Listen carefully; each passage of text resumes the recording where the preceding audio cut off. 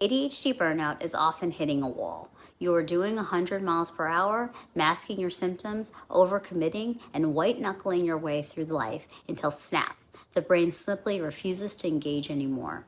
One day you're fine, and the next day you physically cannot open your laptop. If you give a depressed person a stimulant, they might feel a jittery, fake physical energy, but the core sadness and hopelessness remain. If you give a burned out ADHDer a stimulant, they often describe a quieting of the internal noise. However, if the burnout is severe enough, even your stimulants will stop working. That is a massive clue that your brain's receptors are literally fried from the chronic cortisol and stress. At that point, more medication is not the answer. Rest is. Recovery from depression often requires activation, the clinical term for getting out, moving your body, and connecting with others. You have to push against the depression to get better. Recovery from ADHD burnout, however, requires radical reduction.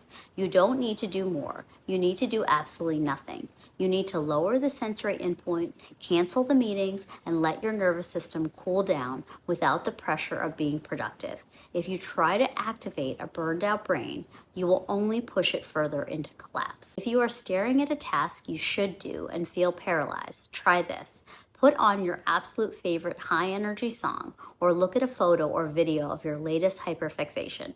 If you feel even a tiny spark of lift, excitement, or interest, that's likely ADHD burnout. Your brain is dopamine starved, not joy starved. If you feel absolutely nothing or even feel annoyed by the noise, you are likely leaning towards clinical depression. If you're sitting there thinking, I think I'm just burned out, please give yourself permission to stop. You aren't lazy and you aren't broken. You have a high performance brain that has been redlining for too long. Give it the rest it deserves.